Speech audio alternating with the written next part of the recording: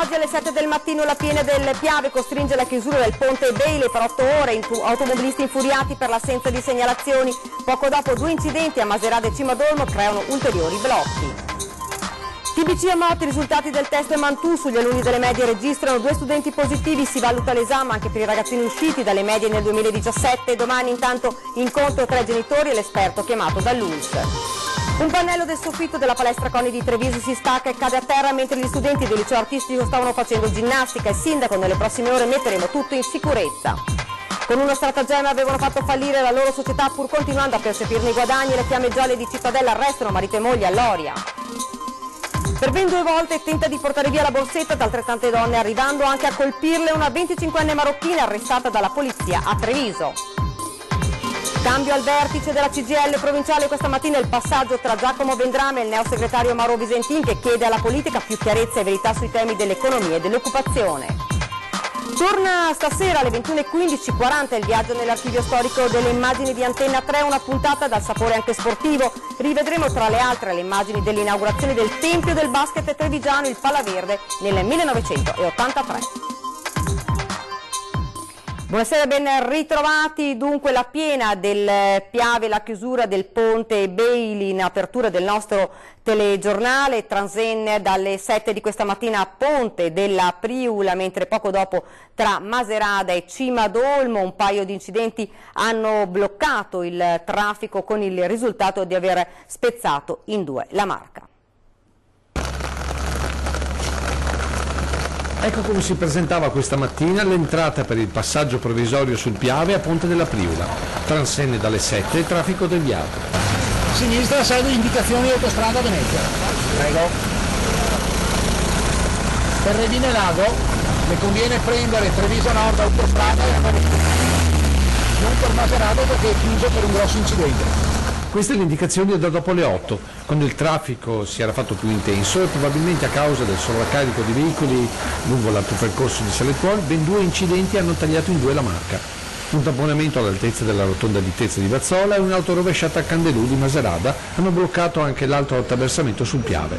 A quel punto o si prendeva la 27 o si scendeva fino a Ponte di Piave, altrimenti per l'altro varco bisognava raggiungere Vidor. Inevitabili le reazioni sconsolate ma anche molto irritate dei conducenti. Bisogna andare a Treviso Nord, autostrada uscita Conegliano.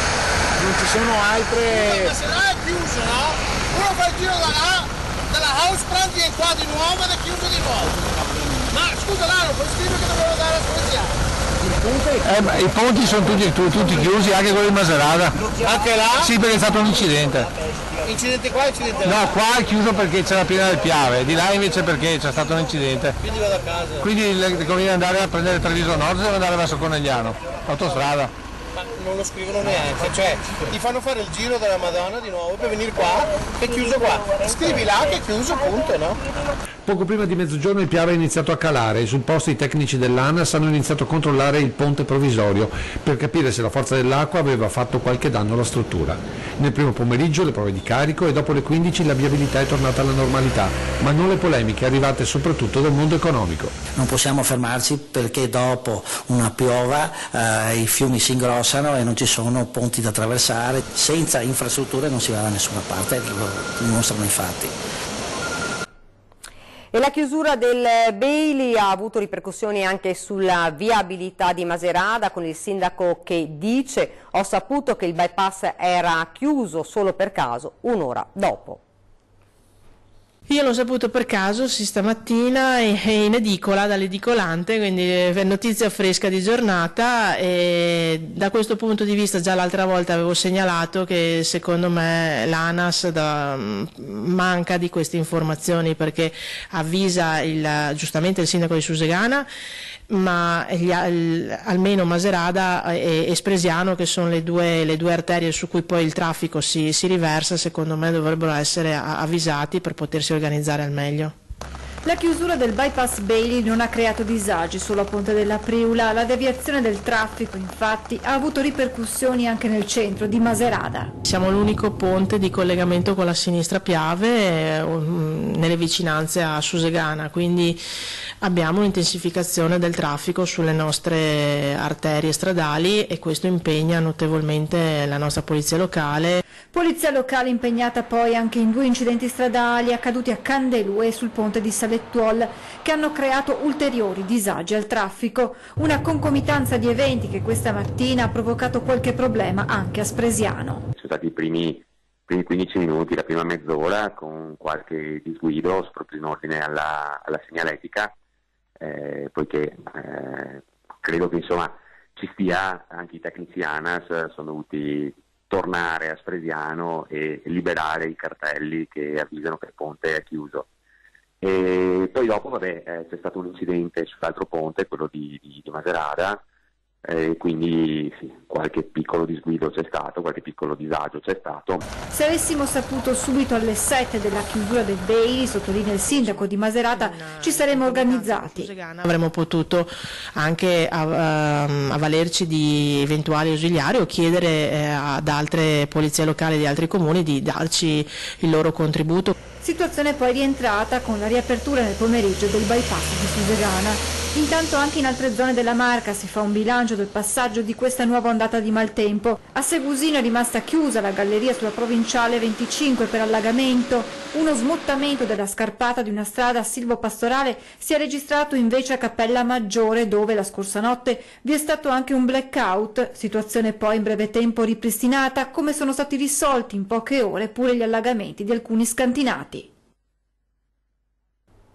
Continuiamo con la cronaca. Ha ceduto un pannello del soffitto della palestra CONI in Viale Vittorio Veneto, dove in quel momento stavano facendo ginnastica alcuni studenti del liceo artistico. Il sindaco tra oggi e lunedì interverremo per sistemare e mettere in sicurezza. Stavano facendo ginnastica gli studenti di una seconda classe del liceo artistico quando ad un tratto si è staccato un pannello in cartongesso dal soffitto. Solo per un soffio, non ci sono stati feriti. L'insegnante è stato sfiorato, secondo quanto hanno riferito i ragazzi ai genitori. L'incidente è avvenuto nella palestra del CONI in Viale Vittorio Veneto, di proprietà del comune da qualche anno. Alcuni genitori questa mattina, dopo aver appreso la notizia dai figli, hanno scritto una mail alla nostra emittente. Da anni quella palestra versa in condizioni di degrado, non si dovrebbe far rischiare la vita ai nostri ragazzi per negligenza. Per fortuna non si è fatto male nessuno, il dato reale è che da troppi anni la manutenzione sulla palestra del CONI non viene eseguita. Adesso già oggi, tra oggi e lunedì, interverremo con un lavoro di tamponamento temporaneo e poi a settembre finalmente cominceranno i lavori di riqualificazione della copertura della palestra del CONI. Pannelli pericolanti già da tempo, anche se il problema si sarebbe accentuato a causa della pioggia di queste ore. Sono pericolanti legati al fatto che ci sono delle infiltrazioni dalla copertura che sarà oggetto di riqualificazione e di intervento con anche un investimento importante. Purtroppo in occasione di questi temporali si è accentuato il problema e c'è stata questa caduta di questo pannello. Da oggi scatteranno le verifiche per valutare se la palestra sarà accessibile nei prossimi giorni. Ci riserviamo di fare le verifiche e di mettere appunto in sicurezza l'ambiente. L'obiettivo mio è che gli studenti, piuttosto che chi opera all'interno della palestra, possa farlo in assoluta sicurezza, quindi se ci saranno le condizioni le attività potranno proseguire, diversamente sarò costretto a sospendere perché non voglio correre alcun rischio che qualcuno si possa far male. E continuiamo a parlare del maltempo che darà una tregua nelle prossime ore, ma è destinato a tornare già da lunedì. Passato il sistema perturbato che ha portato piogge diffuse anche di una certa intensità, quindi piogge però preziose visto il lungo periodo poi che avevamo avuto di siccità. Il sistema perturbato, dicevo, ha lasciato le nostre zone, ora c'è una pausa, rimane attivo però il centro, il motore, una depressione sul nord Europa che nei prossimi giorni produrrà altri sistemi perturbati e verranno verso di noi, quindi si preannuncia un periodo di tempo abbastanza instabile, abbastanza variabile, quello che doveva essere in marzo. Per fine settimana comunque all'insegna della nuvolosità irregolare, della variabilità, quindi una nuvolosità che aumenterà temporaneamente, poi si attenuerà, comunque in questi 2 giorni non dovremmo avere precipitazioni. Peggioramento ci sarà la prossima settimana, quindi con giornate invece che si presenteranno ancora piovose. I venti saranno deboli, di direzione variabile, con locali rinforzi, le temperature sono abbassate, soprattutto i valori massimi, comunque quelli previsti, valori minimi intorno ai 10-11 gradi, valori massimi intorno ai 15-17 gradi. L'Alta Adriatica è previsto mosso. È tutto. E adesso gli aggiornamenti sul focolaio epidemico di tubercolosi a Motta di Livenza. Attualmente i casi accertati sono 10, 2 maestre e 8 bambini, tutti sottoposti a terapia multifarmacologica. Nei giorni scorsi sono stati sottoposti al test Mantù anche gli alunni di prima media, gli scrutatori del seggio elettorale del giugno 2018 ed alcuni insegnanti attivi lo scorso anno scolastico alla prima di Motta. I risultati evidenziano 2 positività su 89 ragazzi controllati, mentre sia i 5 componenti del seggio che i 4 insegnanti sono risultati negativi. 2 ragazzi positivi, come da protocollo, saranno sottoposti a radiografia del torace ed eventuali successivi approfondimenti se necessario. Questi risultati, spiega l'US2 in una nota, orientano verso la conferma dell'infettività della maestra caso indice anche nel corso dell'anno 2018. Per questo motivo la settimana prossima l'equipe di specialisti dell'US2 valuterà l'ipotesi di sottoporre al test Mantù precauzionalmente anche gli alunni usciti dalla primaria di Motta nel giugno 2017. Intanto domani mattina al Palasport di Motta vi sarà un incontro pubblico alla presenza del direttore del Dipartimento di Malattie Infettive dell'Istituto Superiore di Sanità. Ed ancora cronaca, indagine della Guardia di Finanza di Cittadella che ha portato all'arresto per bancarotta fraudolenta marito e moglie di Loria che con uno stratagemma avevano fatto fallire la loro società pur continuando a percepirne i guadagni. Perquisizioni anche nel veneziano. Bancarotta fraudolenta, distrazione e sottrazione del pagamento delle imposte. Queste le accuse che hanno portato all'arresto di marito e moglie imprenditori trevigiani residenti a Loria e alla denuncia di altre 5 persone. L'attività della Guardia di Finanza di Cittadella nasce da indagini condotte su 3 società, di cui 2 di diritto maltese e una SRL, operanti nel settore della costruzione di edifici residenziali nel comune di Castelfranco Veneto. Il motivo fondamentale dell'arresto è la bancarotta fraudolenta per distrazione, cioè hanno fatto fallire questa SRL sottraendo il proprio patrimonio, che è appunto costituito da questo complesso immobiliare, un residence molto grande di circa 30 alloggi, 30 appartamenti complessivamente. La coppia avrebbe utilizzato in modo indebito l'istituto del GEIE, entità giuridica di diritto europeo. L'operazione immobiliare, architettata dai 2 arrestati e dai relativi familiari o collaboratori, è complicata.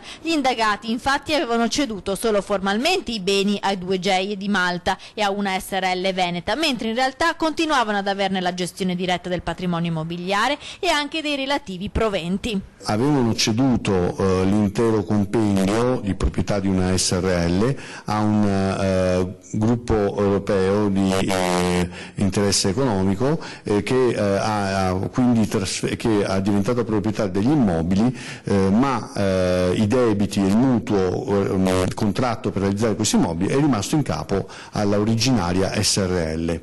Nei giorni scorsi sono scattate le perquisizioni che hanno coinvolto tutto il Veneto, sequestrato una villa ad Abano Terme, perquisito un'abitazione di un altro indagato a Campo San Martino nel Padovano. I finanzieri sono arrivati anche a Castello di Godego, Mirano e nel Veronese. Le indagini coordinate dalla Procura della Repubblica di Padova hanno consentito di sequestrare 22 immobili del valore complessivo di circa 3 milioni di euro, facenti parte di un complesso immobiliare di Castelfranco Veneto, e altri 6 immobili a garanzia dei debiti erariali per oltre 600.000 euro. Nel corso delle perquisizioni sono stati rinvenuti e sottoposti sotto sequestro anche 12.000 euro in contanti e un Rolex.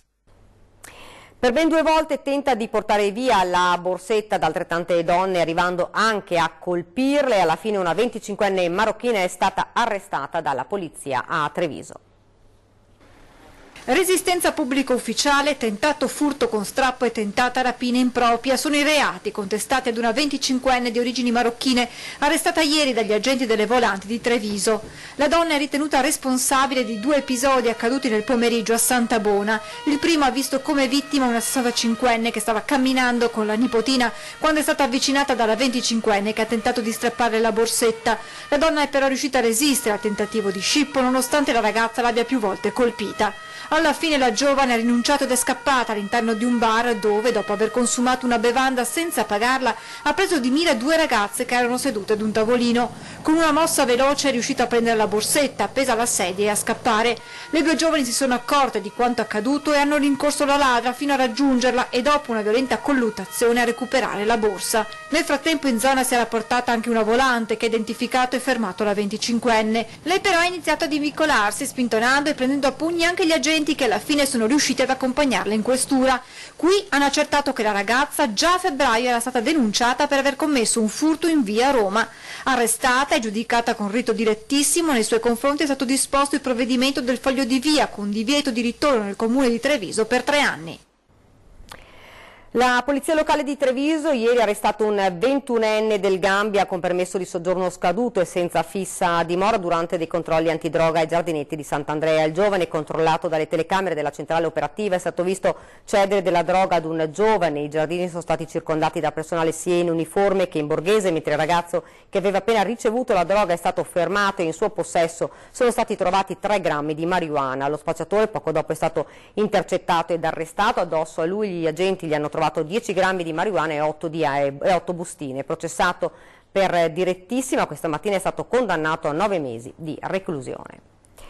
Turista offeso da un autista della MOM, sarebbe accaduto qualche giorno fa. La denuncia è arrivata dall'albergatore trevigiano che ospitava le 2 donne e al quale avrebbero riferito l'accaduto. L'azienda in merito ai fatti è intervenuta per precisare che è stato già avviato un procedimento disciplinare nei confronti del dipendente coinvolto. Giacomo Colladon, presidente MOM, se è vero quanto è stato affermato, non sarà fatto nessuno sconto al personale coinvolto. Stiamo eseguendo tutti gli accertamenti di legge. Al momento abbiamo il racconto dell'albergatore che ha sporto un reclamo e la versione totalmente contrastante dell'autista che ha negato di aver offeso le 2 passeggere. Ed ora ci fermiamo per un attimo, c'è la pubblicità.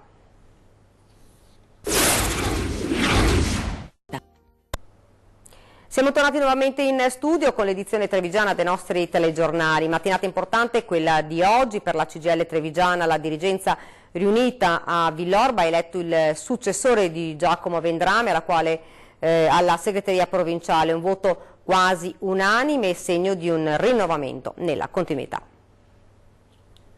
Hanno votato il 69, favorevoli 61, contrari 3, astenuti 5, con l'88%.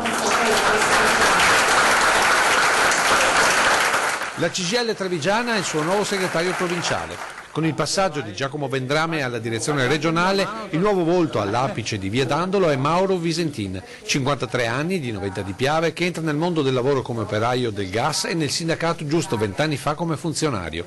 Dal 2011 è stato dirigente del settore edilizia e del legno della CGIL trevigiana, dove da quest'anno è entrato nella segreteria provinciale. Non un passaggio al buio quindi per il sindacato più rappresentativo della Marca e non solo. È ovvio che rappresentare la prima Camera del Lavoro del Veneto e rappresentare 78.000 tesserati non è una roba che capita tutti i giorni. Per molti una successione in continuità, anche se il neo segretario ha le idee chiare sui primi interventi. Il lavoro da fare è un lavoro di riallineamento del gruppo dirigente per essere pronti a rispondere alle sfide del cambiamento del mondo del lavoro. Un rinnovamento in continuità, sottolinea Visentino. Se siamo la prima Camera del Lavoro vuol dire anche che il lavoro fatto fino adesso è un lavoro positivo, mantenendo le capacità positive che ci hanno portato ai risultati di oggi. Soddisfatto dell'elezione, il segretario uscente che lascia anche qualche consiglio. Il suggerimento è quello sempre di ascoltare tutti e poi decidere con la propria testa. Mentre dal neoeletto parte un primo messaggio forte alla politica.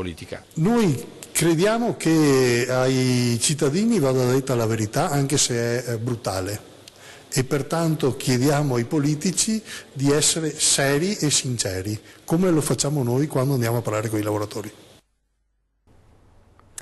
Fondazione Cassamarca ha reso noto oggi di aver avviato i necessari contatti con la Soprintendenza per i beni e le attività culturali del Veneto per dar corso all'esecuzione delle opere necessarie a riaprire Villa Franchetti di Preganzioli. I primi interventi concordati vertono sulla messa in sicurezza del parco storico, sul diserbo localizzato delle strutture architettoniche aggredite dalle piante, sul riordino e messa in sicurezza degli immobili. Le operazioni diretti dalla stessa Soprintendenza coinvolgeranno anche la provincia di Treviso, ente proprietario dell'immobile.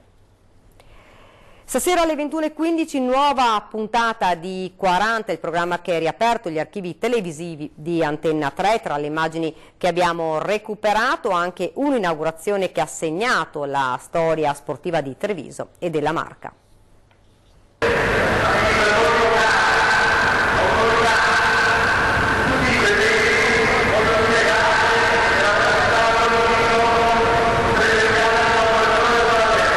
È la presa diretta dell'inaugurazione del Palaverde di Villorba, datata nei nostri archivi settembre 1983. Al microfono un 42enne Gilberto Benetton, che parla oltre ai dipendenti del gruppo e alle autorità dell'epoca. L'allora ministro degli esteri Gianni De Michelis, il prefetto Corrado Scivoletto, l'ex presidente della provincia e presidente di Cassamarca Bruno Marton, che gioca con una bambina che oggi ha 40 anni. Immagini che sono storia, la nostra storia, la storia che Antenna 3 ha fermato in questi fotogrammi. Una storia che ripercorreremo questa sera nella nuova puntata di 40. Dalle 21:15 rivedremo non solo il Palaverde e i primi campioni del basket Benetton, ma anche una Montebelluna anni 80, percorsa dai tir e da un traffico oggi inimmaginabile. È un trevigiano Palazzo Rinaldi quando non era ancora sede municipale. E commenteremo questi capitoli della nostra e vostra storia con protagonisti dell'epoca, come Tullio Guadagnin, vice sindaco e volto operativo della Giunta Mazzarolli negli anni '80 e segretario provinciale di quel partito socialista dalle due anime inconciliabili di Siro Zanella e Maurizio Sacconi. Storie di ieri viste oggi come esperienze per pensare il domani, perché come recita un vecchio adagio, se non si sa da dove si viene, come si può sapere dove andare? Prima di lasciarvi vi ricordo questa sera 20:10 faremo subito un punto della situazione del maltempo con un collegamento telefonico con Giampaolo Bottaccini, assessore regionale alla protezione civile, poi invece parleremo della drammatica situazione in Venezuela. In studio due ospiti, Carlos Castillo e il figlio Carlos Sergio, trevigiani di origine venezuelana.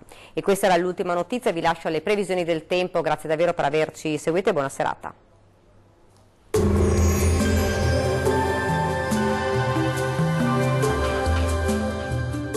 Tonus Laboratorio del Piede, centro altamente specializzato nella costruzione di plantari su misura, dedica nuove tecnologie di rilevazione dei carichi posturali per dare voce alla filosofia di benessere che lo caratterizza.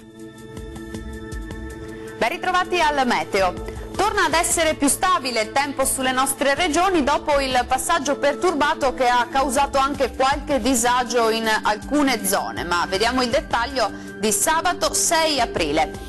Sul Veneto sarà asciutto e per lo più soleggiato, con cielo parzialmente nuvoloso. Dal pomeriggio nubi in aumento, ma senza ulteriori conseguenze. Temperature minime tra 3 e 9 gradi, massime oscillanti invece tra 13 e 17 gradi circa. Spostiamoci ora sul Friuli Venezia Giulia.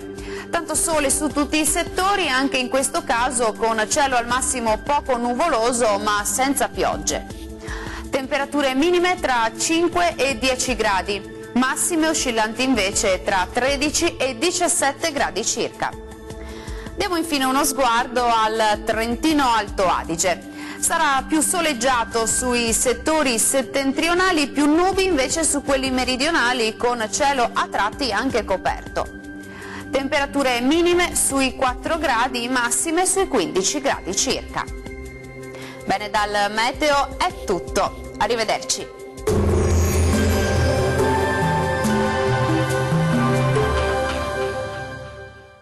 Tonus è il miglior negozio di calzature moda comoda. Qui troverete il più vasto assortimento di calzature Fratelli Tomasi. Eleganza e comodità, perché camminare è vivere.